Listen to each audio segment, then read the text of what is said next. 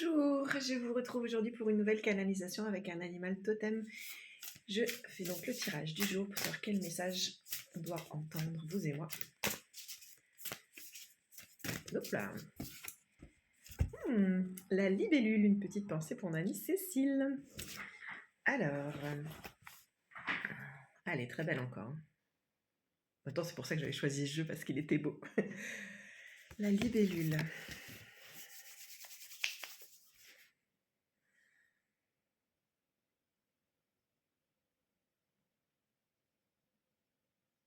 Les premières images qui me viennent quand je pense à une libellule, c'est très artistique en fait. J'ai l'impression que c'est un animal qui est fin, léger, je vois comme s'il y avait des volutes d'énergie colorée au bout de ses ailes quand elle se déplace et ça crée comme un dessin dans l'air.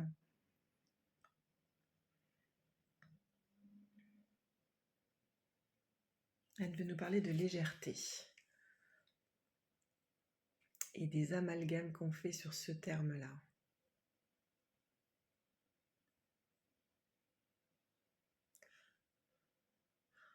La légèreté par rapport à notre poids, la légèreté par rapport à quelque chose qui serait péjoratif, c'est un petit peu léger, voilà, des choses comme ça. Mais ce que signifie la légèreté en profondeur,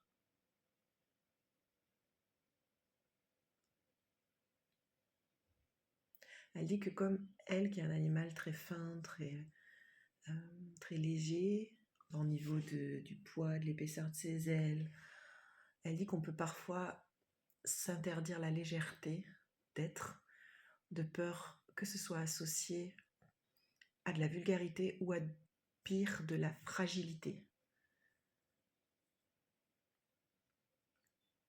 Comme si la légèreté pouvait être autorisée à l'enfance, parce que leur côté fragile va être protégé par les adultes, et que quand on est adulte, on ne devrait plus, c'est une croyance qu'on ne devrait plus s'autoriser la légèreté,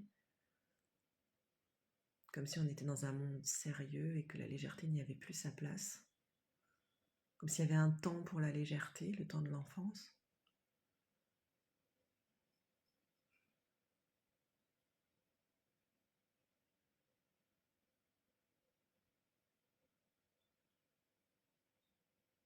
Elle fait le lien avec le terme anglais de libellule qui est dragonfly. Et l'image qu'on a du dragon aujourd'hui n'est pas celle ni de la légèreté ni de la fragilité. Comme si c'était son... Je sais pas si c'est déguisement, mais c'est pas déguisement, je vois. Comme si comme si derrière cette image de légèreté, d'artiste, de créativité, elle avait aussi cette force-là qui est retranscrite à travers son nom même, en anglais pour le coup là, de Dragonfly. Je lui demande comment on accède à cette légèreté qui est en nous. Elle dit déjà qu'il faut le choisir.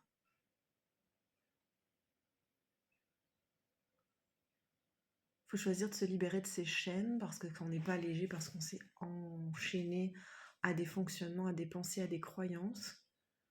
Donc c'est d'abord un choix conscient.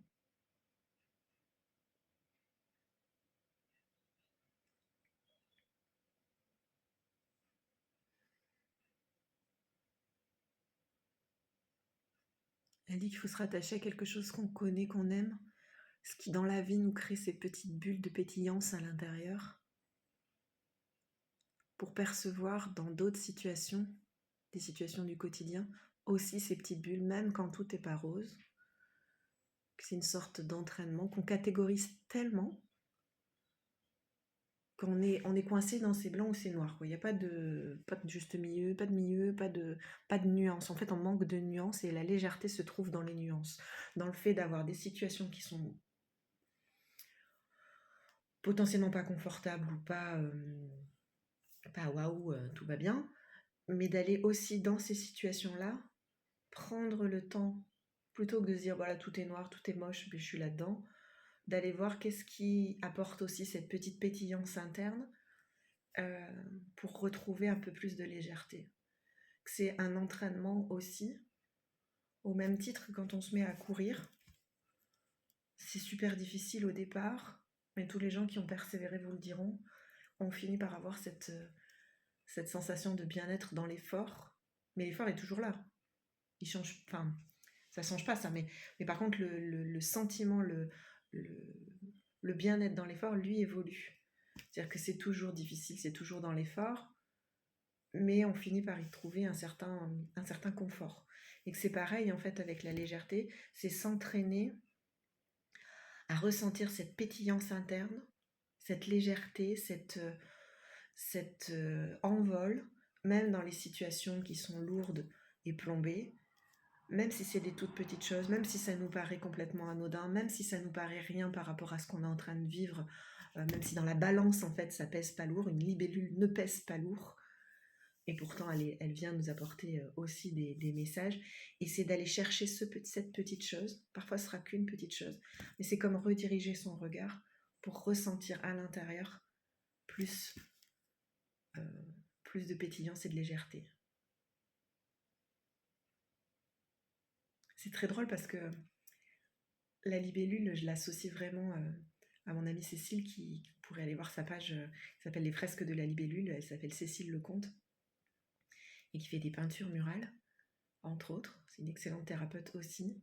Et quand je parle, je vois en fait la légèreté des traits que peut avoir Cécile dans ses œuvres. Et quand je prononce pétillance, je pense à mon amie Anne Pointe-Couteau qui fait du brain gym et qui forme au brain gym, avec qui j'ai co-animé certains stages il y a quelques années, euh, qui, euh, qui avait ce mot-là. Ce mot-là, elle l'a souvent, ou en tout cas, elle l'a souvent eu.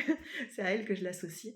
Et je vois en fait à travers les personnalités de ces deux femmes, je perçois en fait ce sur quoi on peut mettre notre regard sur le beau et sur l'art, et ça c'est Cécile qui me l'apprend, et sur ce ressenti interne de pétillance. Et c'est comme si la légèreté c'était ça, c'était à la fois aller chercher de l'artistique et du beau visuellement, et dans le trait, dans le mouvement du trait, et aller chercher aussi dans le ressenti interne, dans un mouvement qui est plus à l'intérieur de nous.